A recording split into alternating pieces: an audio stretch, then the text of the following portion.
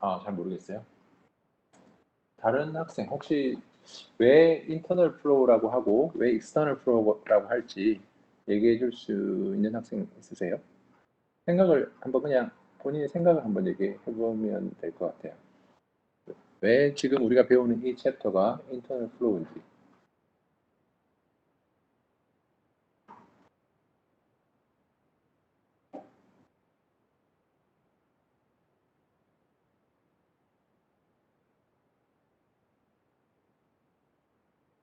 아무도 대답을 못 하나요? 오케이. 어, 일단 안 배웠으니까 뭐 그렇게 모를 수도 있는데 일단 우리가 나중에 이제 인터널 플로우 하고 나중에 익스터널 플로우를 배우는데 그냥 인터널 플로우 배웠구나. 한국말로는 내부 유동, 영어 또 한국말로는 외부 유동을 의미하는데요.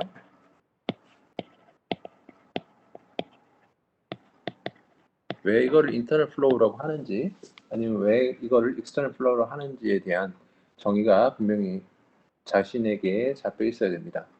일단은 내부와 외부를 판단하는 기준은 솔리드 관점이에요. 솔리드 관점. 자, 우리가 어떤 솔리드 주위를 유동이 흘러가는 거지 않습니까? 예를 들면 어떠한 이런 사각 채널이 있다. 이 사각 채널을 지나가는 방법이 크게 두 가지가 있을 수 있겠죠. 이 관 내부를 지나가는 경우, 그죠? 그리고 반드시 이런 경우만 있는 게 아니죠. 만약 이게 핀이라고 생각하면 핀 주위를 지나가는 경우가 또 있을 수 있죠. 그죠? 그래서 이 솔리드 관점에서 솔리드 내부를 지나가는 거는 인터널 플로우라고 하는 거고 솔리드 외부를 지나가는 거는 엑스터널 플로우라고 하는 겁니다. 그래서 나중에 익스터널 플로우로 가게 되면 뭐 자동차의 형상에 따라서 뭡니까? 유동이 어떻게 흘러가는지 이런 것들 보는 거를 외부 유동이라고 하는 거고 우리가 지금 관심 있게 보는 거는 뭐냐면 이런 사각 채널이나 아니면 어떠한 뭐 관의 형상이 있다고 했을 때 그 관 내부를 지나가는 유동을 관심을 두고 본다고 하면 인터널 플로우라고 하는 겁니다. 이렇게 인터널 플로우, 익스터널 플로우를 구별해서 이해하시면 될 것 같아요. 익스터널 플로우의 또 다른 예는 뭐 예를 들면 단순히 그냥 스피어 주위를 흘러가는 유동 이런 것도 있을 수 있고요. 스피어는 구라는 의미입니다. 그리고 또 뭡니까? 어떠한 평판이 있는데 그 평판을 주위를 이렇게 유체가 쭉 다가와서 이 평판 주위를 흘러가는 이런 유동도 익스터널 플로우의 예가 될 수 있습니다. 그래서 어쨌든 우리가 지금 공부하는 거는 인터널 플로우다. 그래서 유체역학을 공부한다고 하면 크게 두 갈래로 나뉜다. 인터널 플로우와 익스터널 플로우 크게 두 개로 나뉘어서 우리가 공부를 합니다. 제일 중요한 개념이에요. 인터널 플로우, 엑스터널 플로우. 실제적이니까 실제 우리 현장에서 많이 쓰는 개념이기 때문에 이것들 구별해서 잘 이해하시면 될 것 같아요. 됐죠? 자, 어쨌든 우리가 지금부터 볼 거는 뭐다면 인터널 플로우다. 인터널 플로우면 관 내부를 이렇게 유동이 들어와서 유동이 나가는 이러한 형태의 유동에 우리가 관심을 가지고 볼 거다 하는 겁니다. 관이 반드시 스트레이트 할 필요도 없고 관이 꺾인 관일 수도 있고 뭐 어쨌든 관이 또 나뉘어지는 관일 수도 있고요. 어쨌든 이러하게 이러한 모든 경우를 우리가 공부를 하는 거예요. 이번 챕터에서. 자, 우리가 보기에는 이러한 관 유동이 그렇게 뭐 복잡해 보이지 않죠. 되게 단순해 보이잖아요. very simple해 보입니다. simple looks. 보기에는 very simple해 보입니다. 하지만 이러한 단순한 경우에 대해서도 문제가 뭐냐면 analytical solution이 존재하지 않습니다. very few case만 analytical solution이 존재하고 대부분 경우가 analytical solution이 실제 현장에서 우리가 푸는 문제에서는 analytical solution이 없다라는 겁니다. analytical solution이라고 하는 의미는 손으로 푸는 개념. 물론 컴퓨터를 이용해서 풀 수도 있지만 손으로도 풀릴 수 있는 그런 것들을 analytical solution, 우리가 수학으로 풀 수 있는 경우를 analytical solution이라고 하는데 그거에 대해서 근사치로 만약에 수치 해석적으로 풀게 되면은 수치 해석을 쓴다는 말은 일단 근사 해석이거든요. 그렇게 된다는 말은 뭡니까? analytical solution이 없다라는 거고 그렇게 푸는 방법을 우리가 뭐라고 부릅니까? Computational Fluid Dynamics라고 하는 거예요.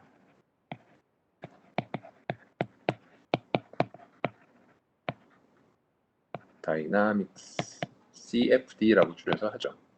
CFD, 그죠? CFD, Computational Fluid Dynamics라고 하는 거예요. 보통 이제 두 갈래로 나뉘죠. Computational Solid Mechanics도 있어요.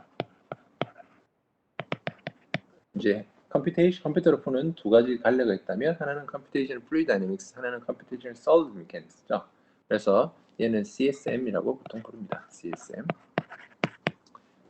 고체역 보통 이제 플루이드 다이내믹스랑 솔리드 미케닉스랑 이렇게 나누는 이름이 조금 다른 이유는 유체는 정적인 상태에 대한 해석을 하는 경우는 거의 없어요. 전부 동적인 해석을 하기 때문에 플루이드 다이내믹스라고 하는 거고, 솔리드 미케닉스는 정지된 상태에서 응력이나 이런 해석도 하기 때문에 솔리드 미케닉스, 그러니까 스태틱하고 다이나믹을 솔리드 스태틱하고 솔리드 다이나믹을 다 풀어야 되기 때문에 컴퓨터의 솔리드 미케닉스라고 하는 겁니다.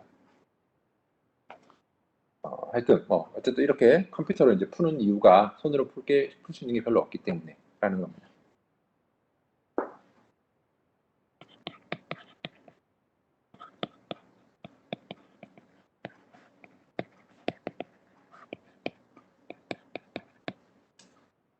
자, 유체 이동에 대해서 flow profile on the pipe에 대해서 좀 볼게요. 이제 관을 이렇게 지나가게 되면 어떻습니까? 입구에서는 우리가 이렇게 유니폼한 플로우가 들어간다고 하더라도 어느 지점 이상으로 가게 되면 이 프로파일이 유니폼하지 않고 어떠한 디스트리뷰션을 갖게 됩니다.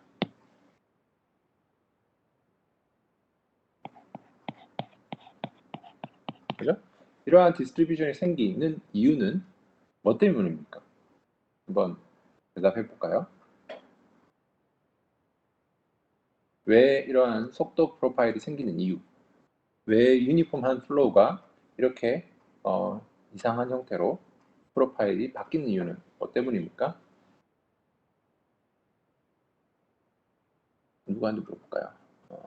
최민우 학생? 최민우 학생 핸드폰으로 수업 듣고 있어서 힘들려나? 최민우?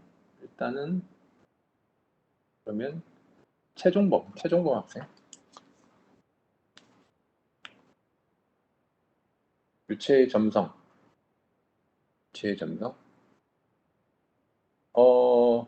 그러면은 봅시다.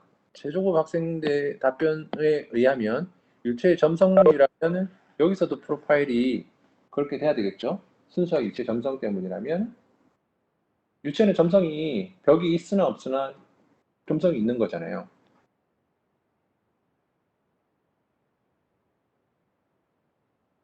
그렇죠? 점성 때문이라고 말하면은 조금 완벽한 설명은 아닌 것 같아요. 또 다른 학생?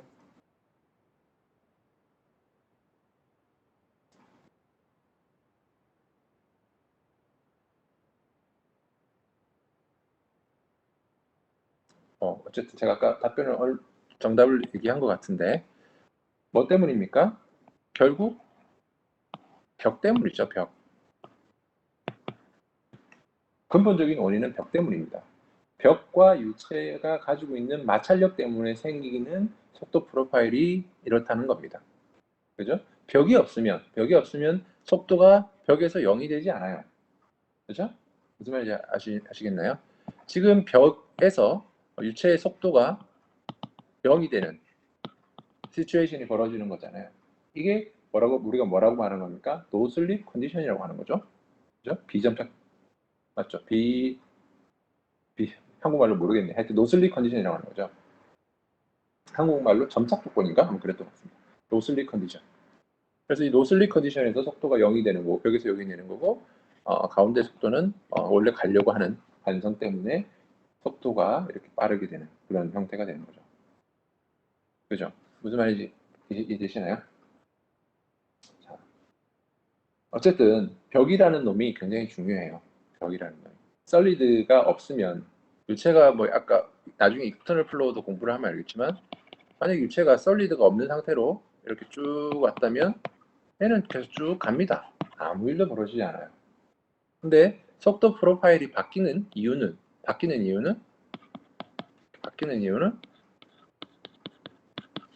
뭡니까? 솔리드가 있기 때문에, 벽 같은 존재가 있기 때문에 속도 프로파일이 생기는 겁니다. 그죠?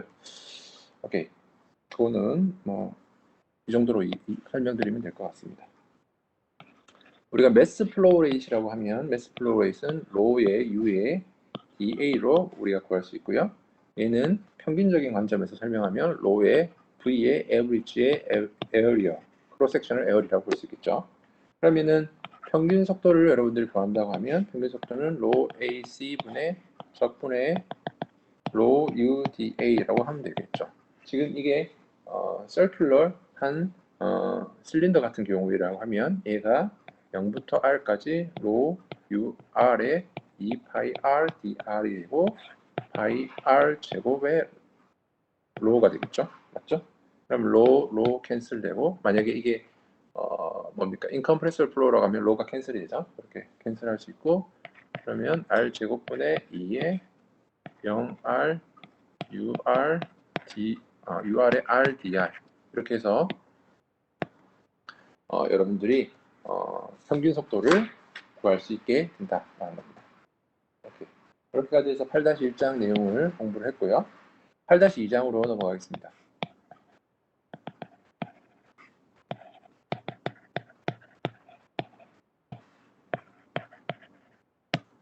자, 지난 시간 우리가 공부했던 내용 중에 레이놀즈 수가 있었습니다. 레이놀즈 수. 레이놀즈 수가 어떤 학생이 얘기했죠. 그때 외국인 학생이었는데 이름이 지금 들어와 있나? 안 들어와 있는 것 같네. 그래? 하여튼 지난 시간에 그 학생이 뭐라고 했습니까? 레이놀즈수가 라미나와 터뷸런트를 나누는 중요한 우차원수다라고 했습니다. 자, 그러면 라미나라는 도대체 뭔가? 라미나는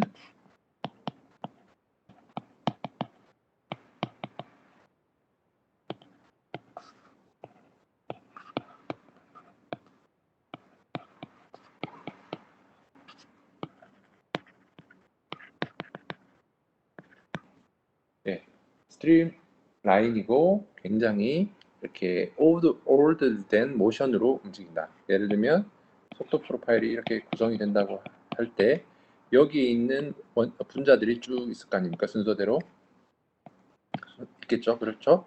얘가 그렇게 이동하더라도 똑같은 이렇게 올더되게 순서대로 쭉쭉쭉쭉쭉 가는 거예요. 그죠? 이렇게 규칙적으로 쭉 가는 이런 모션을 라미나 플로우라고 합니다. 반면 터뷸런트는 뭐냐?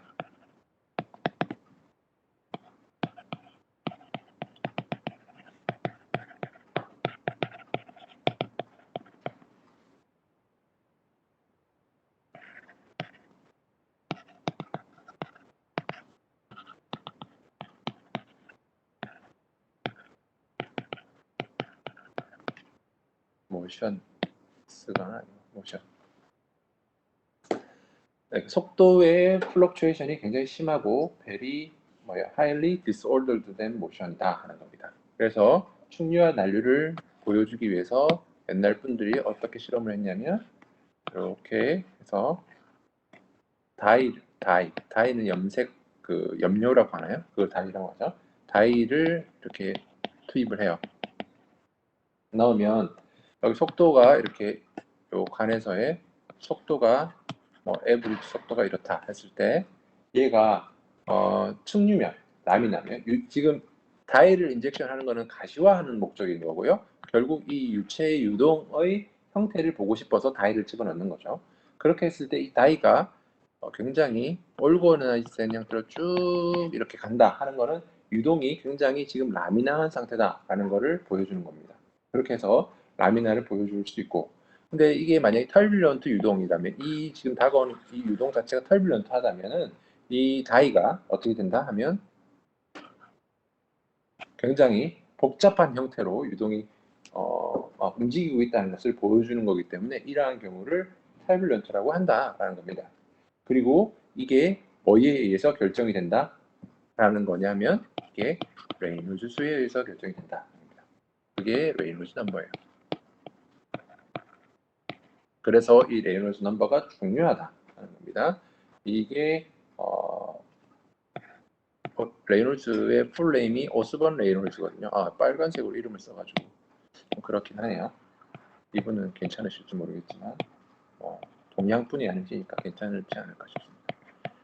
레이놀즈, 오스본 레이놀즈 1842년부터 1912년까지 사신 분이고 이 레이놀즈를 1880년도에 제안을 했습니다. 제가 초시간에 역사를 쭉 훑으면서 얘기했을 때 레이놀즈가 유명하게 된 계기가 뭐냐면 이 레이놀즈 수를 제안하면서 유명해지신 거예요. 충류와 난류를 나누는 기준이 레이놀즈 수다라는 것을 보여줌으로써 이 사람이 유명해진 겁니다. 굉장히 중요한 유치학학에서 굉장히 중요한 개념입니다.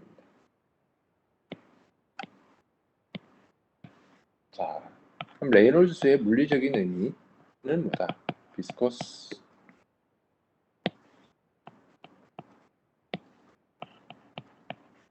포스 분의 inertial force 점성력 분의 관성력이라고 보시면 됩니다. 물리적인 의미, 레놀즈의 물리적인 의미를 쓰라라고 하면 viscous force 분의 inertial force라고 쓰시면 됩니다. 그래서 수식적으로는 nu 분의 v average diameter 이렇게 정의되죠. 여기서 nu는 뭡니까? 여러분들 다 아시겠죠? 동점상계수 로 분의 mu kinematic viscosity라고 부르죠. kinematic viscosity 여기까지 됐습니다. 자, 그러면 이 레놀즈수를 레놀즈가 충류와 난류를 나누는 기준이라고 했는데 그 기준은 어떻게 유도를 했겠습니까? 수학적으로 유도가 안 되죠. 수학적으로 유도가 안 됩니다. 수학적으로 유도가 안 되고 어떻게 했다? 실험을 통해서 뭐예요? 확인을 해봤더니 크리티컬 레이놀즈 넘버가 있더라. 그 크리티컬 레이놀즈 넘버가 얼마였다? 2300이라는 숫자가 나왔다. 2300. 자, 오늘 지금 수업 듣고 있는 모든 학생들은 이 숫자를 반드시 머릿속에 기억하시기 바랍니다. 크리티컬 레이놀즈 넘버는 얼마다? 2300이다. 굉장히 중요한 숫자예요. 크리티컬 레이놀즈 수는 2300이다. 그 말은 충류에서부터 난류로 넘어가는 그 레이놀즈 수 기준이 2300이다 라는 겁니다. 그리고 여러분들 반드시 기억해야 되는 거는 이 숫자는 어디에서 적용되는 숫자다? for internal flow, 내부 유동에서 적용되는 숫자예요. 외부 유동 얘기할 때 2300 얘기하면 큰일 납니다. 외부 유동은 숫자가 완전히 달라요. 지금 기준이 다르기 때문에 지금 우리가 고려하는 건 내부 유동이고 내부 유동에 또 어떤 거? circular pipe인 경우에 이 값이다 라는 겁니다. 이 숫자를 반드시 기억하시기 바랍니다. 만약에 여러분들이 플로우를 반드시 circular한 경우만 다루는 게 아니잖아요. 그죠? 그러면 non-circular pipe가 있을 수 있죠.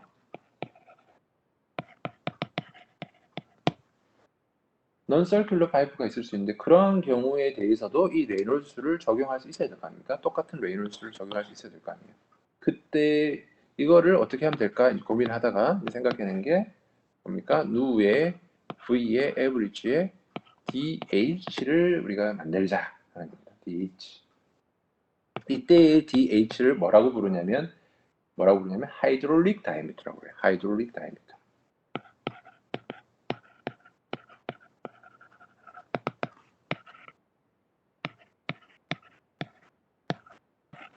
수력 직경, 한국말로 수력 직경이라고 합니다.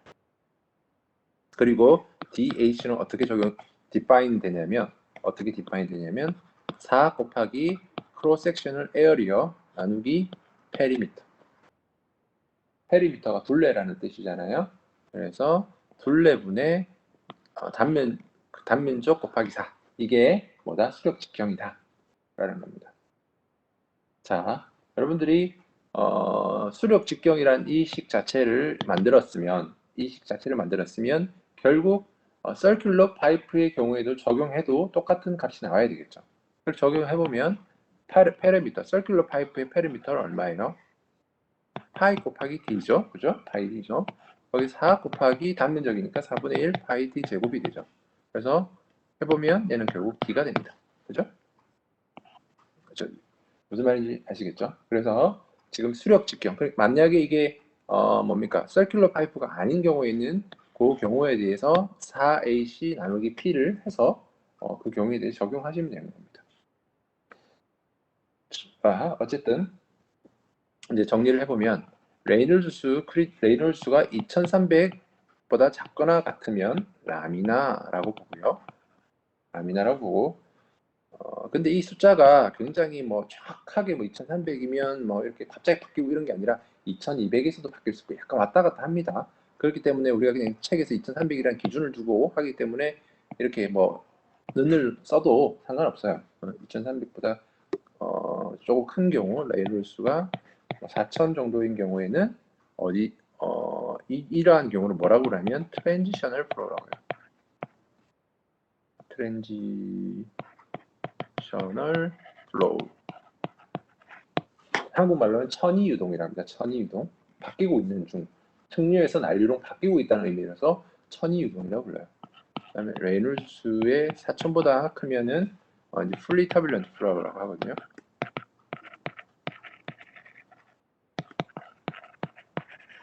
자, 이렇게 나눠서 보면 됩니다.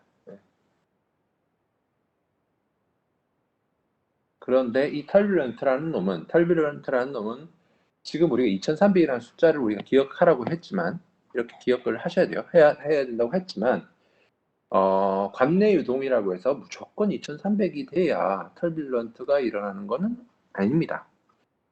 그 말이 무슨 말이냐면 어떤 자극이 있으면 유동은 굉장히 이렇게 부드럽게 가려고 하는 성향이 있겠죠. 점성 때문에 이렇게 유지를 하려고 합니다. 점성력 때문에 계속 이렇게 하이리 오드된 모션을 유지하려고 합니다. 근데 어떤 자극이 있으면 옆에서 계속 괴롭히는 거예요. 너 이대로 가지 마. 그렇게 살지 마. 반듯하게 살지 마. 이렇게 꼬시는 거예요. 그러면은 뭡니까? 얘가 엇나가게 되겠죠. 막 이상한 형태로 갑니다. 그죠? 이렇게 되는 자극을 주는 거는 뭐냐면 벽에서 오는 거예요. 벽에서.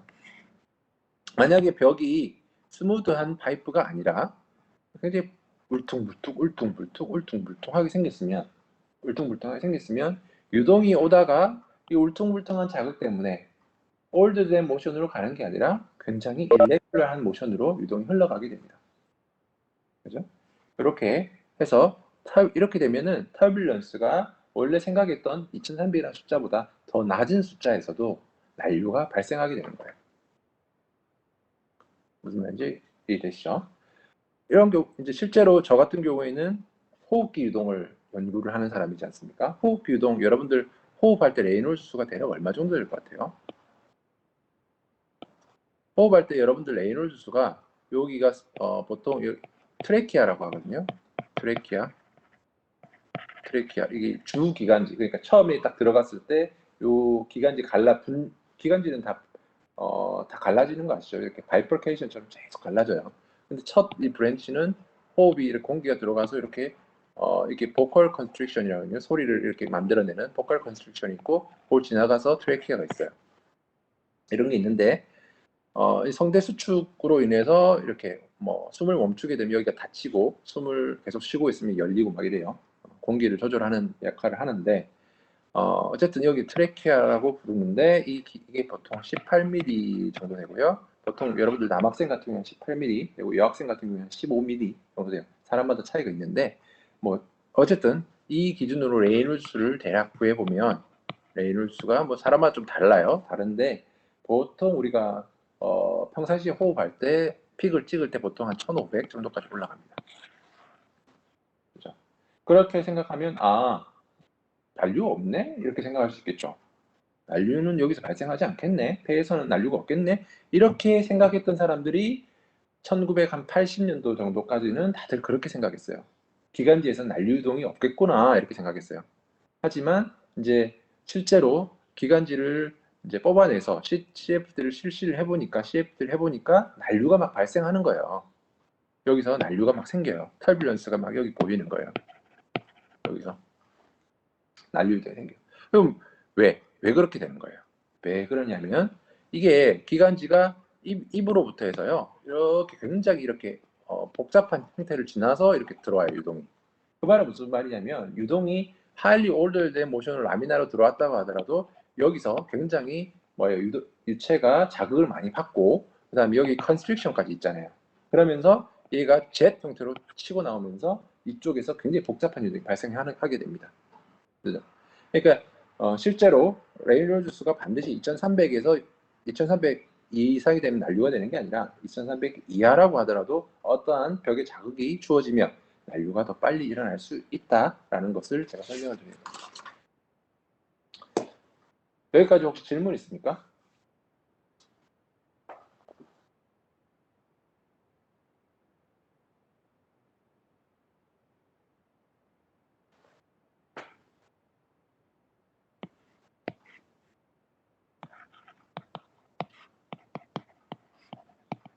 질문 없으신가요? 오케이. 이게 여러분들 표정을 보면 이해를 했나? 이해를 못했나? 이걸 판단할 수 있는데 표정을 볼 수 없으니 이해를 하시는지 안 하시는지 모르겠습니다. 오케이. 네. 자, 넘어가 보겠습니다. 입구 영역, entrance region에 대해서 얘기를 해볼게요. 이제 하나의 관이 있고 입구에서 아까 말씀드린 것처럼 유동이 이렇게 유니폼한 유동을 갖다 줬어요. 유동이 갖다 줬는데 생각해 보시면 관내에 들어가면 바로 아까 말씀드린 것처럼 파라볼릭한 플로우가 될 것 같아요. 관에 들어가자마자 안 그렇다는 거예요. 실제로는 그렇게 되진 않는다는 거예요. 무슨 말이냐면 언젠가는 얘가 파라볼릭한 플로우가 생깁니다. 유체는 언젠가는 그렇게 돼요. 이러한 상태를 뭐라고 부르냐면 fully developed flow. 그래서 한국말로 완전 발달된 유동이라고 합니다. 완전 발달. 그런데 이렇게 가기까지 시간이 걸립니다. 시간이라는 개념보다는 하여튼 이동 거리의 개념이 필요하다는 겁니다. 그래서 처음에 얘가 들어왔을 때는 뭡니까? 벽에 대한 정보가 아직 다 전달이 안 됐기 때문에 프로파일이 좀 뭉툭해요. 뭉툭한 프로파일이 생성되다가 좀 더 지나면 얘가 조금 더 볼록해져요. 이렇게 가다가 어느 시점에 가면 이렇게 파라볼릭한 플로우로 가게 된다. 이러한 파라볼릭한 플로우로 가는 이유는 이렇게 플로우가 이렇게 형성이 됐을 때 유체도 스스로가 최적화를 하려고 합니다. 최적화를 하려고 하는데 에너지 관점에서 가장 에너지 손실이 작은 형태가 이런 파라볼릭한 플로우입니다. 그렇기 때문에 이렇게 파라볼릭한 플로우로 가려고 해요. 라미나 플로우에서. 그래서 어쨌든 여기까지 입구부터 해서 여기까지는 유동이 뭡니까? 발달이 되고 있는 상태이고 여기서부터 여기까지는 이제 유체가 fully developed 된 리전. 그래서 여기는 entrance region이라고 불러요. 입구 영역. 자, 이걸 오른쪽에 있는 이 부분을 수학적으로 우리가 표현한다면 뭡니까? 라운드 U 오버 라운드 X가 0인 상태를 의미합니다. 여기 만약 이걸 X축이라고 하면 라운드 U 오버 라운드 X 속도 프로파일이 X 방향으로 변화가 없는 상태 그거를 우리가 fully developed flow라고 해요. 무슨 말입니까? 속도 프로파일 그때부터는 유지가 된다는 겁니다. 속도 프로파일이 유지가 된다는 말은 속도가 컨스턴트하게 유지가 된다는 말은 뭡니까? 전다 능력을 여러분들이 만약에 고려를 한다면 뮤의 du over dy잖아요. 전다 능력을 구하면 전다 능력도 컨스턴트하게 유지가 된다라는 겁니다. 그때부터는 됐죠. 오케이. 그래서 이것에 대해서 여러분들 그림을 그려보시면 어떻게 되냐면 타우 월을 이렇게 그리고 X축으로 이렇게 놓고 그리면 엔트런스 리전부터 이렇게 오는 LH 여기를 LH라고 할게요. LH라고 하면 어떻게 되냐면 전달 응력이 어떻게 여기서는 일단은 오른쪽에서는 이렇게 일정하게 유지가 되겠죠. 유지가 되는데 엔트런스 리전에서 전달 응력은 더 커질까요? 아니면 더 작아질까요? 더 커집니다. 더 커지는데 어떻게 커지냐면 그 말은 무슨 말이냐니까 입구에서 마찰력이 지금 풀리 디벨롭 된 영역보다 마찰력이 더 크게 작용한다. 왜? 왜? 전달 능력은 결국 속도 기울기에 관계된 거잖아요. 기울기. 그렇죠? 그래서 기울기가 더 큰 상태이기 때문에 기울기가 더 큰 상태이기 때문에 전달 능력이 입구 쪽에서 더 크게 작용하게 되는 거예요. 그래서 이렇게 나눌 수 있고 그리고 이 뭡니까? fully developed flow를 정의하는 기준은 어떤 기준이냐면 이 전달 능력이 어디 갔냐? 이 전달 능력이 뭡니까? 2% 내로 들어오게 되면 이 변화율이 여기 기준으로 해서 2% 내로 들어오게 되면 그때부터 그 기준을 우리가 fully developed flow region이라고 이제 define 하게 되는 거예요. 오케이. 됐고. 그럼 이제 사람들이 엔트런스 랭스가 얼마가 될지를 이제 사람들이 실험적으로 다 구한 거예요. 구해봤더니 LH 라미나 플로에서 직경은 관의 직경분의 뭡니까? 풀리 디벨롭 될 때까지 거리 이걸 해보니까 경험적으로 얼마가 나냐면 0.05의 레이놀즈 수가 나오더라. 0.05. 얘는 대략적으로 레이놀즈 수가 한 20 정도 되면은 이 값이 L이 D랑 같다 하는 거고요. 레이놀즈 수가 대략적으로 2300 정도 되면 L이 115D가 돼요. 그죠? 무슨 말이냐면 레이놀즈가 작을 때는 빨리 뭡니까 풀리 디벨롭으로 가는데 레이놀즈가 크면은 풀리 디벨롭 플로우로 가는데 엄청나게 긴 거리가 필요하다라는 것을 지금 말을 하고 있는 거죠. 실험적으로 그렇게 확인했다는 겁니다. 이건 라미나 플로우 얘기고요. 만약에 터뷸런트 플로우면 이것도 실험적으로 이제 경험적으로 확인해 보니까 LH의 터뷸런트 해보면 나누기 D를 해보면 이게 1.3594 레이놀즈의 쿼터가 됩니다.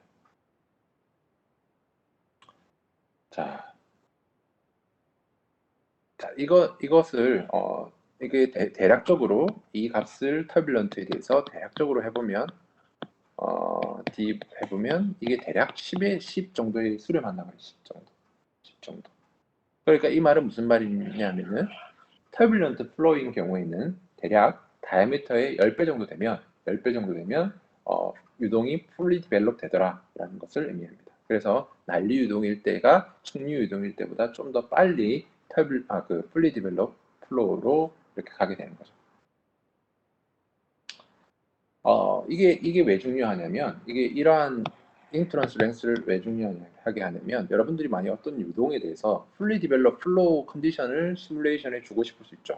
무슨 말이냐면 유동이 있는데 여기 입구를 지금 우리가 풀리 디벨롭된 이미 유동이 발달된 형태로 집어넣고 싶은 거예요. 그럼 어떻게 해야 됩니까? 뭐 여러분들이 스마트하면 파라볼릭 플로우를 만들어서 집어넣어준대요. 시뮬레이션. 이거는 UDF라고 해서 유저 디파인 펑션으로 해서 ANSYS나 이런데 그렇게 해서 집어넣어준대요. 그죠? 그렇게 하면 되는데 귀찮아요. 그것도 귀찮아요. 잘 모르겠어요. 그런 경우에는 굉장히 파이프를 길게 만들어 가지고 얘가 발달되는 영역까지 시뮬레이션 시키면 되겠죠. 처음에는 파라볼릭하게 집어넣고 얘가 유동이 발달될 때까지 집어넣고 그때부터 시뮬레이션을 관심 있게 지켜보는 거죠. 굉장히 게으른 방법이죠. 근데 이거는 측류는 일단 파라볼릭이라는 걸 알기 때문에 그렇게 하면 되지만 난류는 그게 어렵기 때문에 난류는 처음부터 이렇게 유니폼 플로우로 넣고 한 10배 정도, 다이미터 10배 정도로 그리드를 만든 다음에 그렇게 시뮬레이션을 하기도 합니다. 근데 이것도 터뷸런스도 마찬가지로 모델링을 할 수도 있어요. 입구 조건을 완전히 발달된 터뷸런스처럼 모델링을 해서도 할 수 있습니다. 근데 조금 코딩 경험이 없으면 좀 어렵죠. 이런 거. 오케이, 여기까지 했습니다. 질문 있습니까?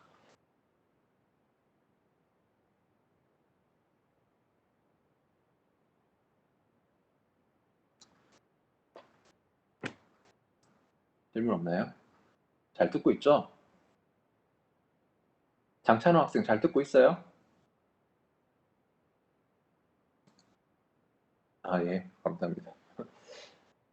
감사합니다. 자, 우리 8-4장 넘어가겠습니다.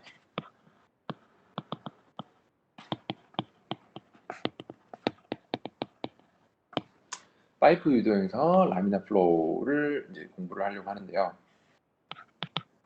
하나, R, X, 그 다음에 이렇게 돌아가는 걸 세타라고 해서 관을 하나 만들었어요.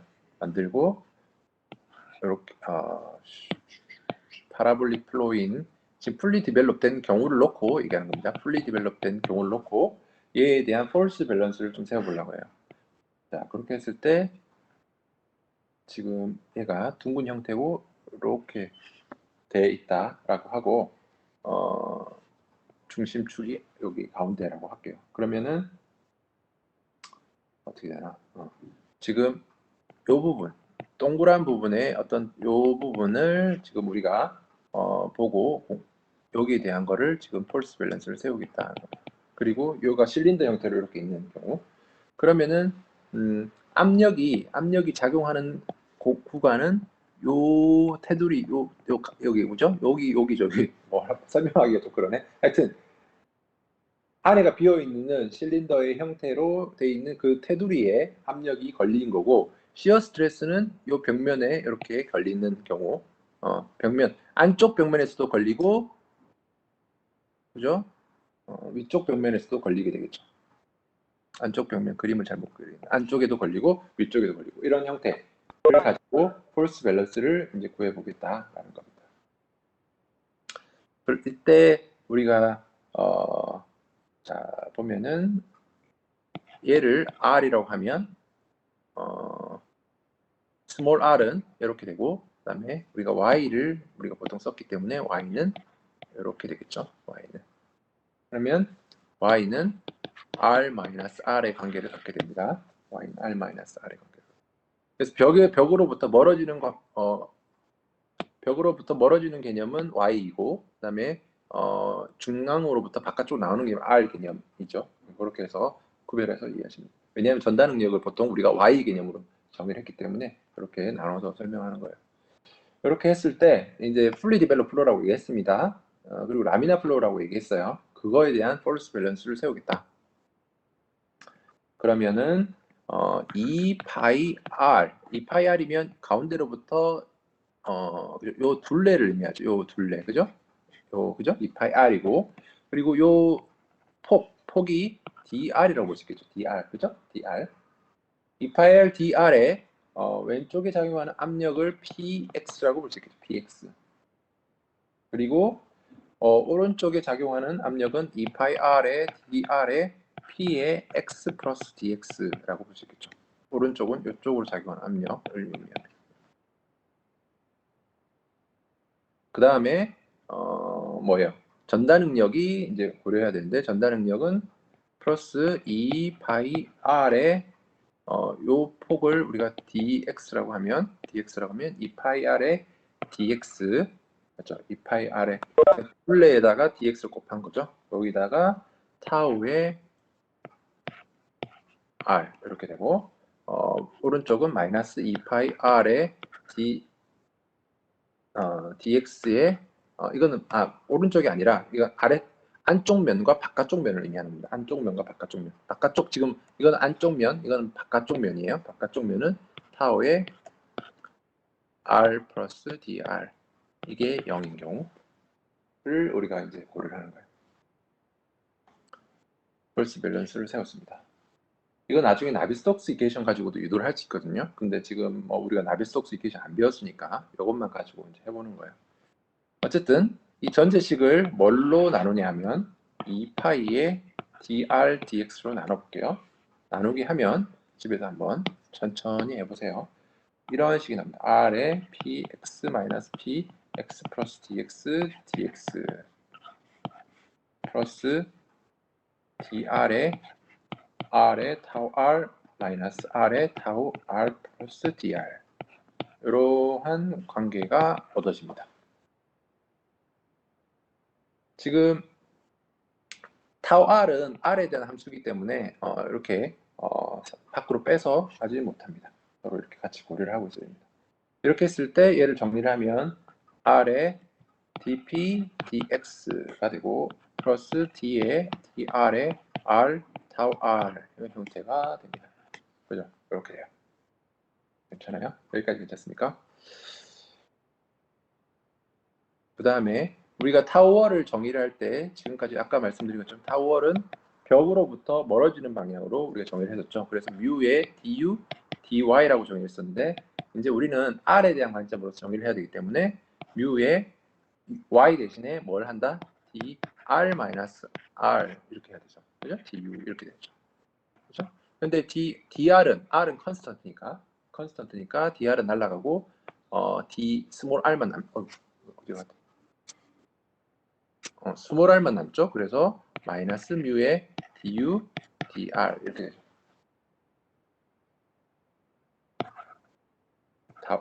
타워이 아니라 타워r 이렇게 됩니다. 자, 됐어요. 그렇게 되면 얘를 이제 어디 집어넣는다? 여기다가 집어넣을 거예요.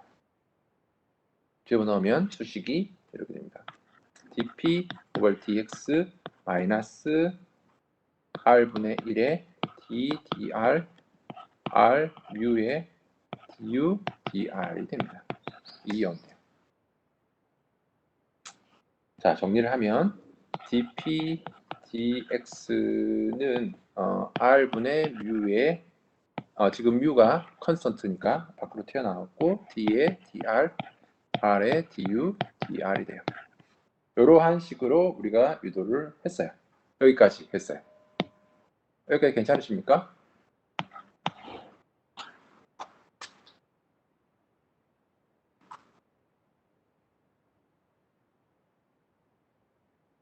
여기까지 질문 있나요? 없습니까?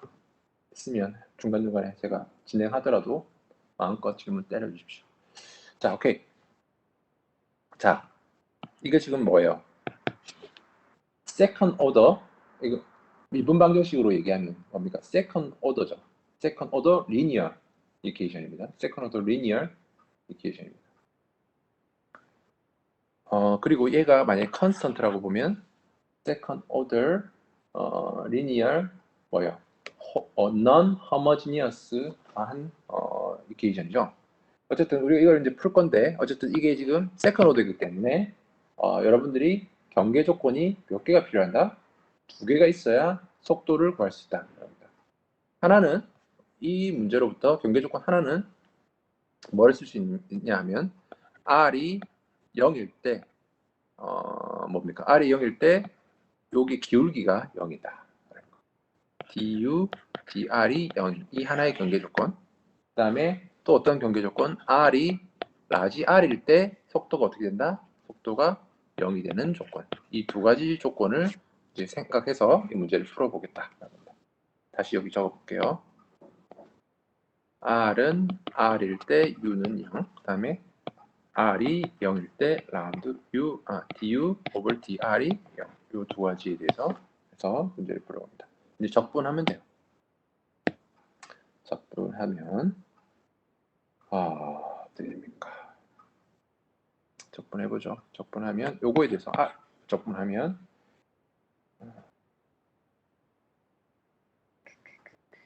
D의 R의 du, dr은 u분의 R의 dp, dx, dr이 됩니다.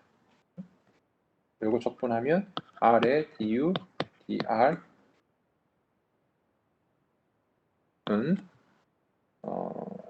어떻게 됩니까? 2뮤분의 r 제곱의 dp dx 플러스 c1이 되죠. 이렇게 되죠? 맞나요? 네. 이렇게 적분했어요. 그러면은 지금 아까 말씀드린 이 조건을 여기다가 집어넣으면 어떻게 됩니까? 뭐가 C1이 0이라는 사실을 알 수 있습니다. 그죠? C1이 0이라는 사실. 얘는 이제 날라갑니다. 이걸 가지고 이제 한 번 더 적분을 하면 du dr는 1 over 2 mu r의 dp dx 맞나요? 이렇게 되고 한 번 더 적분을 하면 이렇게 쓴 거고 이렇게 나누기 한 거고 얘를 적분을 한 번 더 하면 mu r은 소뮤분의 r 제곱의 dp dx 플러스 c2가 되죠. 이제 r이 라지 요 조건 아까 써먹었으니까 이제 요 조건을 써먹으면 r이 라지 r일 때 u가 0이다 하는 조건을 집어넣으면 ur은 0인데 4무분의 r 제곱의 dp dx 플러스 c2라고 하면 c2는 결국 뭐다? 마이너스 4무분의 r 제곱의 dp dx가 된다라는 겁니다. 그러면 ur은 결국 뭐가 된다? 얘를 여기다 집어넣으면 ur은 4무분의 1의 dp dx 그다음에 r 스퀘어 마이너스 라지 r 스퀘어라는 수식이 유도가 된다는 겁니다. 정리를 조금 더 예쁘게 하면 ur은 마이너스 4무분의 r 제곱의 dp dx 1 마이너스 r 제곱분의 스몰 r 제곱이라는 관계식이 유도가 돼요. 이 식이 여러분들 책에 8-15번 식이에요. 자, 지금 우리가 뭘 했는지 처음부터 기억을 잘 하셔야 됩니다. 뭘 하고 있냐면 까먹으면 안 됩니다. 우리가 지금 하고 있는 거는 라미나 플로우 보는데 파라볼릭한 플로우가 나온다는 건 이제 알잖아요. 그 파라볼릭한 플로우의 속도가 어떻게 분포가 될지를 지금 폴스 밸런스 이퀘이션으로부터 해서 쭉 유도를 한 거예요. 그렇게 해봤더니 결국 라미나 플로우에서는 속도 프로파일이 다음과 같은 관계를 갖더라 하는 것을 유도를 해낸 겁니다. 여기까지 괜찮습니까?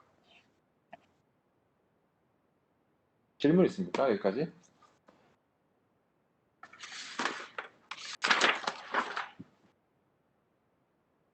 자, 됐나요? 질문 없나요? 오케이. 질문 해보세요. 질문 있으면. 김정민 학생 이해돼요?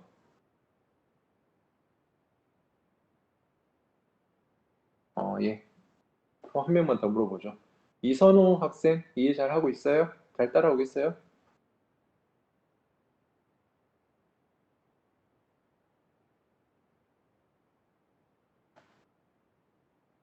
자, 지금 선호 학생 혹시 답이 없네. 어쨌든 지금 하고 있는 내용이 어떻게 보면 지금 우리 이번 학기 했던 것 중에서 가장 중요한 내용일 수도 있습니다. 네. 네, 오케이. 그래서 자, 지금 수업은 들어왔는데 이렇게 수업에 참여를 안 하는 학생도 꽤 있는 것 같습니다. 그러지 마시고 수업 끝나고 시험 공부를 하시기 바랍니다. 수업 시간에 굳이 다른 과목 시험 공부를 하는 고등학교 때 습관을 버리시기 바랍니다. 자, 오케이. Q는 유량은 아까 우리가 어떻게 정의되어 있어요? 아까가 아니라 하여튼 평균 속도 곱하기 단면적으로 우리가 알고 있죠. 유량은. 그러면 얘는 파이 R 제곱의 VAVG 이렇게 해서 구할 수 있죠. 맞나요? 오케이. 그러면 이 유량은 또 어떻게 구할 수 있습니까? 정확하게 구하려면 적분해서 구하면 되죠. UR에 DA 해서 구하면 되는 거고 얘를 0부터 R까지 U에 2파이 R에 DR 해서 구할 수 있다고 했습니다. 그러면 우리가 여기 있는 속도 프로파일을 여기다가 집어넣으면 유량이 나오겠죠. 유량이 나옵니다. 그걸 한번 해보려고 해요. 그렇게 한 다음에 파이 R 제곱으로 나누면 평균 속도를 우리가 구할 수 있겠죠. 그걸 해보겠습니다.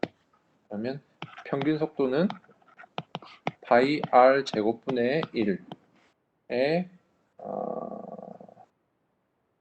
0부터 r이고 마이너스 4뮤의 라지 r 제곱에 dp dx 1 마이너스 r 제곱분의 r 제곱에 2파이 r dr 이렇게 됩니다.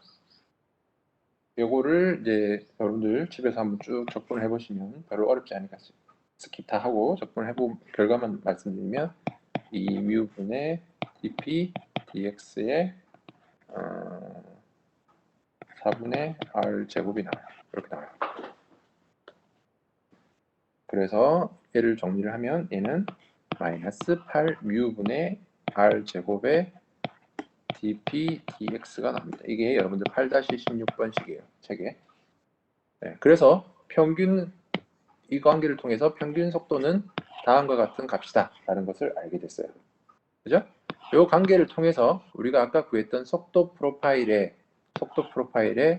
약간 변형을 할 수 있겠죠. 지금 이게 이거니까 이 부분을 평균 속도로 표현을 하면 어떻게 표현할 수 있다? 어떻게 표현할 수 있게 됩니까? U는 2 곱하기 평균 속도 곱하기 1 마이너스 r 제곱분의 스몰 r 제곱이라는 관계를 여러분들이 유도할 수 있다라는 겁니다.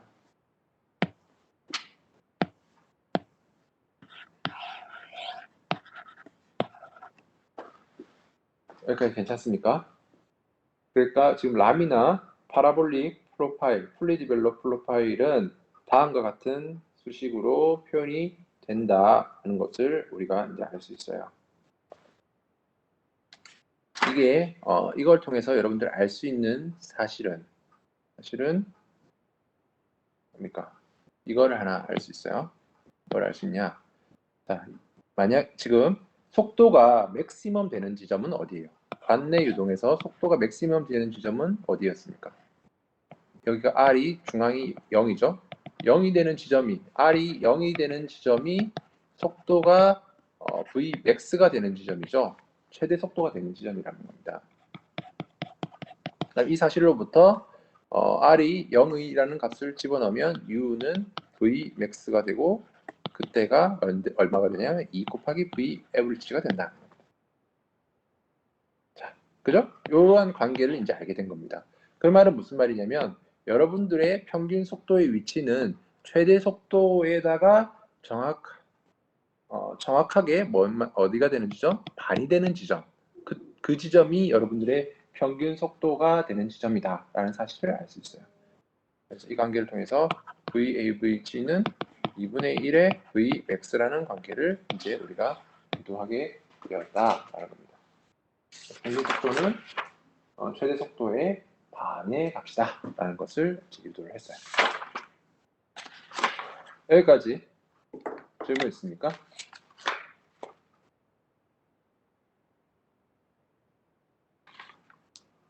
없나요? 오케이. 자, 그러면 계속 달려가죠. 원래 오늘 이 정도까지 진도를 나가려 했는데 빨리빨리 나가도록 해봅시다. 그래서 종강을 하루 1시간이라도 땡길 수 있도록 노력을 해보도록 하죠. 오케이. 자, 그 다음 내용으로 가보겠습니다.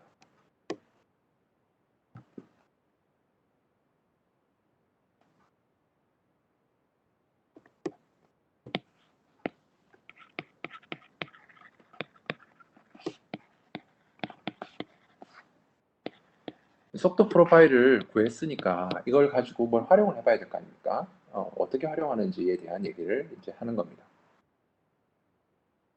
자, 어떻게 하냐면 예전 사람들이 어떻게 정의했냐면 프레셔 드랍으로 인한 로스, 그러니까 지금 아까 말씀드린 유체의 마찰력으로 인한 로스를 어떻게 정의하자 하면 F의 L 나누기 T의 2분의 로 VAVG의 제곱, 그죠? 이렇게 프레셔 드랍은 이러한 관계를 가질 거다라고 일단 정의해버리고 들어가는 겁니다. 이렇게 한 거야. 그러면은 HL, 그러니까 수두의 관점에서 설명을 하면 얘는 로지분의 델타 PL이 되죠. 그러면 나누기 하면 F의 D분의 L의 2G분의 VAVG 제곱이 되죠. 괜찮습니까? 이렇게 되는 거예요. 그래서 이렇게 정의를 해놓고 들어가는 거예요. 그러면 사람들의 관심은 프레셔 드랍이 관심이 있는데 그 프레셔 드랍과 수두의 차이는 프레셔 드랍이나 수두의 차이는 결국 우리가 뭘 알면 된다? 이 F라는 놈을 알면은 이 값을 계산할 수 있게 된다라는 겁니다.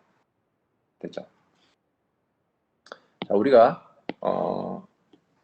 관유동에서 압력과 그 다음에 마찰력의 관점에서 관 전체에 대한 아까랑 다르게 컨트롤 볼륨을 그 작은 컨트롤 볼륨을 잡은 게 아니라 전체를 가지고 분석하는 거예요.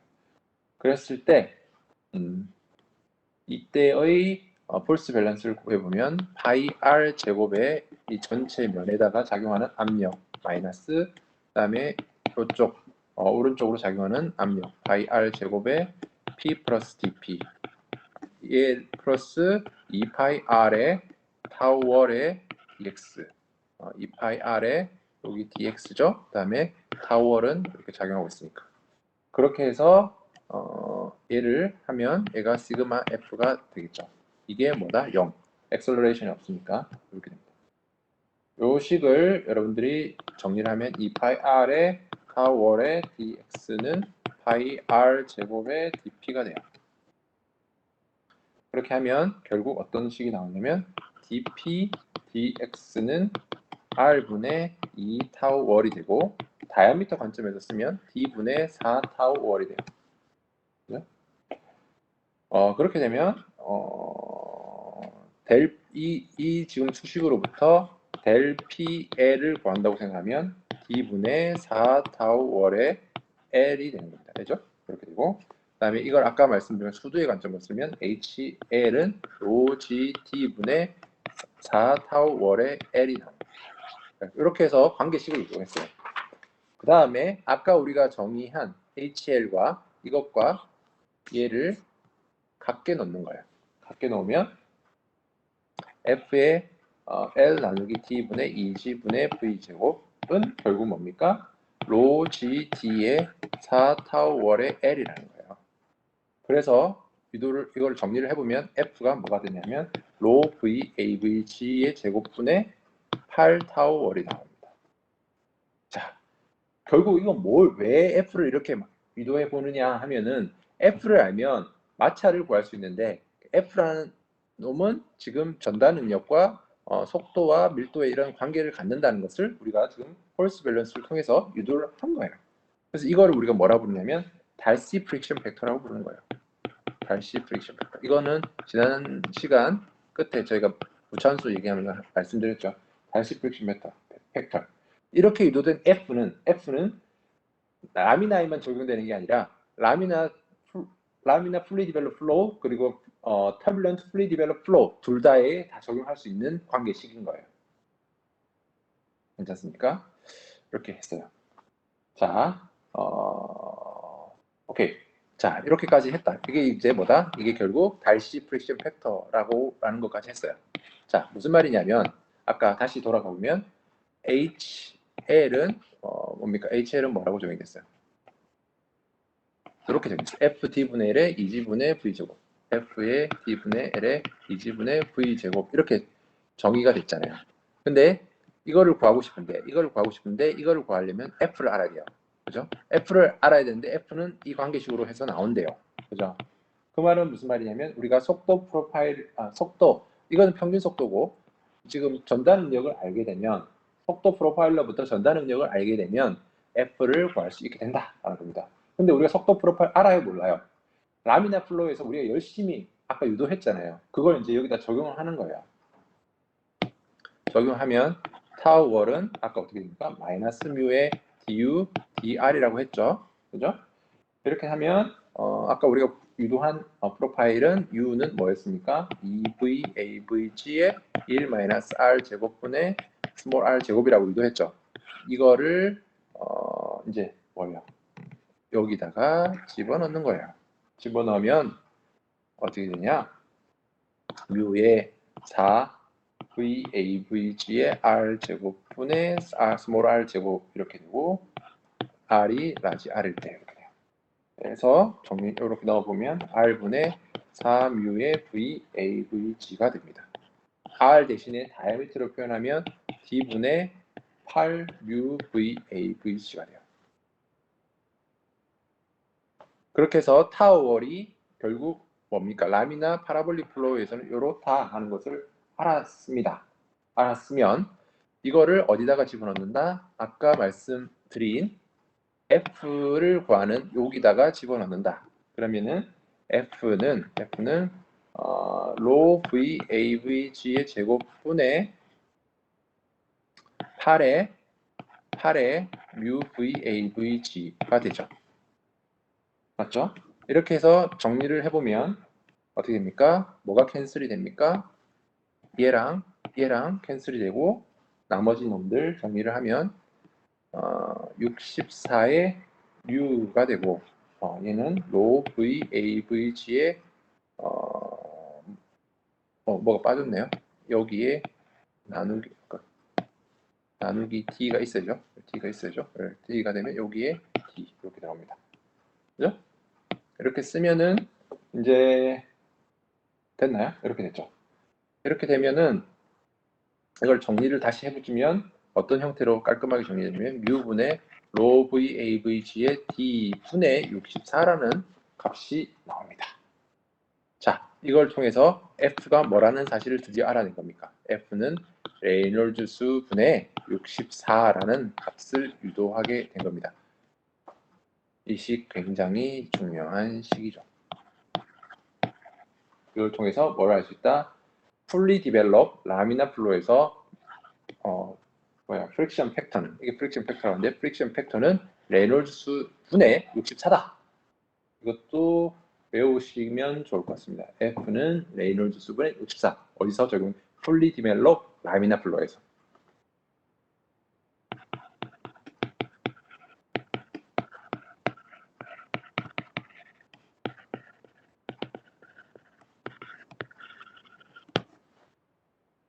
자, 됐죠?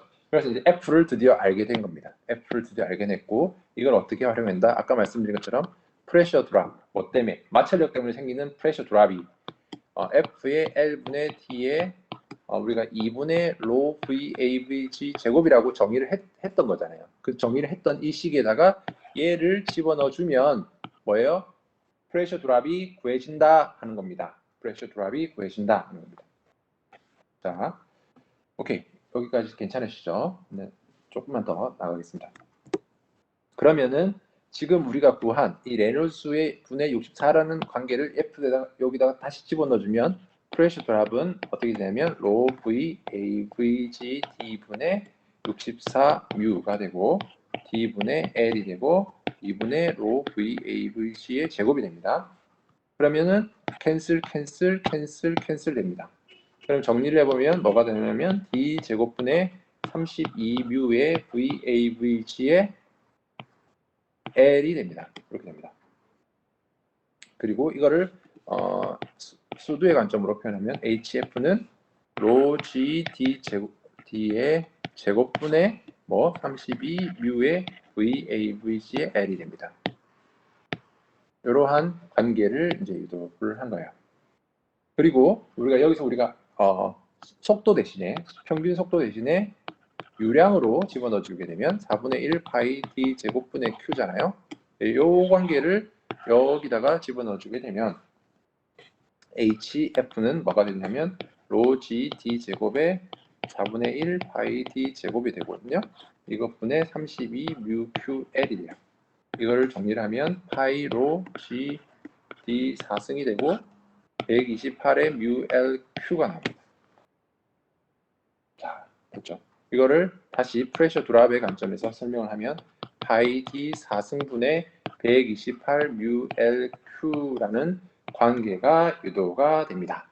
이 관계도 굉장히 중요한 관계입니다. 이 프레셔 드랍은 프레셔 드랍과 유량과 다이아미터의 관계로 설명되는 이 식, 프레셔 드랍과 유량과 다이아미터, 그리고 랭스의 관계로 설명되는 이 식, 이걸 뭐라 부르냐면 포이젤즈 로우라고 합니다. 어떤 사람은 푸아젤이라고도 하는데 뭐 어쨌든 편한 대로 읽으시되 꼭 기억하시기 바랍니다. 푸아젤즈 로우. 푸아젤즈 로우. 굉장히 중요한 프레셔 드랍은 유량과 다이아미터의 이런 관계를 갖는다. 이 관계가 왜 중요하냐 설명을 조금만 드리면, 자 생각해 보시면 만약에 여러분들 관이 이렇게 있는데 지금 그죠? 그죠? 어떤 유량은 Q는 동일한 유량을 A로부터 B로 보내고 싶어요. 동일한 유량을 A로부터 B로 보내고 싶은 거죠. 보내고 싶은데 뭡니까? A로부터 B로 보내고 싶은데 다이아미터가 만약에 D라는 다이아미터에서 다이아미터가 반으로 줄었어요. 반으로 줄었어요.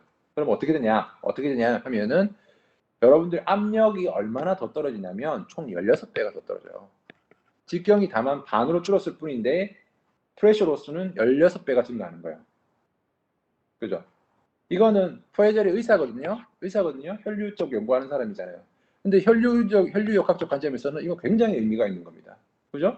여러분들이 만약에 어떤 이유로 인해서 혈관이 반으로 줄었어요. 다이아미터 반으로 줄어들게 되면 그 동일한 유량을 보내기 위해서는 16배의 프레셔 드랍이 걸린다는 거예요. 그래서 어마어마한 여러분들이 에너지를 더 써야 그 혈류를 흘려보낼 수 있게 되는 거예요. 그죠?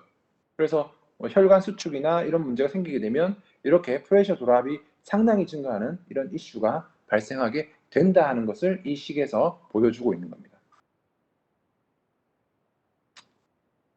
그죠? 무슨 말인지 이해되시나요? 그래서 정리를 해보면 이 식의 의미를 정리를 해보면 특정 유량에서 유체 유동으로 인한 압력 강화는 점성계수와 관의 길이에 비례하고 직경의 증가의 사승에 반비례한다. 이 시의 의미는 이렇다. 이거를 우리가 푸에젤츠로라고 한다라는 겁니다. 오케이, 여기까지 했고요. 오케이, 조금만 살짝만 더 나갈게요. 일단 요거는 반드시 꼭 기억하시고 2분 남았는데 한 가지만 더 얘기하고 마무리하겠습니다. 자, non-circular pipe에서 라미나 플로우, 아까 우리가 설명을 하다 말았는데 레이놀즈 수는 뭐였어요? 뮤분의 V ABG의 D 하이드롤릭 다이미터로 나왔습니다. 하이드롤릭 다이미터. 그 하이드롤릭 다이미터는 뭐라고요? P분의 4H라고 한다고 그랬어요. 그죠? 요거는 그런데 지금 요거를 이제 특정한 케이스에 적용하면 만약에 여러분들이 사각 채널에서 이게 DH를 구해봐라 하면 어떻게 되겠습니까? 그때 DH는 이 폭이 A이고 높이가 B다 라고 하면 DH는 페리미터가 뭐예요? 여기서는 2A 플러스 B가 페리미터가 되고 이 면적은 뭐가 됩니까? 면적은 4AB죠. AB니까 4 곱하기 AB. 이게 뭡니까? 이 지금 사각 채널에 대한 수력, 직경이 되는 겁니다. 그죠? 그리고 만약에 여러분들이 이런 경우가 있을 수 있죠. 깊이 방향으로 굉장히 무한대로 긴 경우가 있고 B가 인피니티라고 볼게요. 그리고 이 높이가 H인 경우, 이런 경우 프로파일이 이렇게 이 방향으로 가는 경우, 평판이 이렇게 깁니다. 이런 경우에는 DH를 어떻게 구합니까? 리미트 B를 인피니티로 보냈을 때 2B 플러스 2H분의 2H 맞나요? 맞죠. 2B분의 2H 4BH가 되죠. 그래서 요거를 해보면 리미트를 취해서 이렇게 계산해보면 2H가 됩니다. 그죠? 네, 요런 두 가지 경우에 대해서 한번 설명드렸고요. 나머지도 다른 경우도 마찬가지로 이렇게 수력 직경을 해서 구할 수 있습니다. 오늘 조금 많은 내용을 나갔거든요. 많은 내용을 나갔지만 여러분들 충분히 스스로 복습하시면서 나머지 내용 잘 소화시키기 바랍니다. 오늘 수업 여기까지 하겠습니다. 수고 많으셨고 혹시 출석 못하신 분들은 출석을 해주시면 될 것 같습니다. 수고하셨습니다.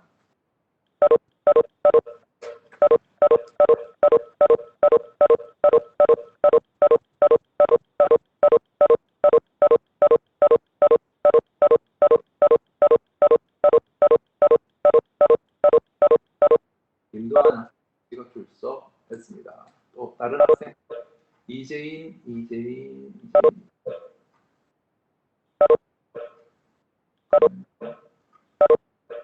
이재인 출석했습니다. 김도환, 이재인 출석했고, 병덕은 성은 뭐예요? 라스트 네임이? 잠깐만요.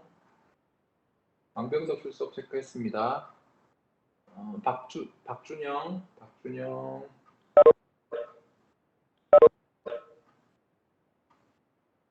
박준영 출석 체크했습니다. 권동욱 출석 체크했습니다. 혹시 출석 아직 못하신 분?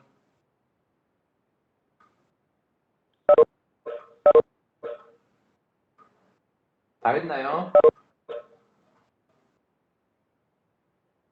출석 다 한 걸로 알고 끝내겠습니다. 수고했습니다.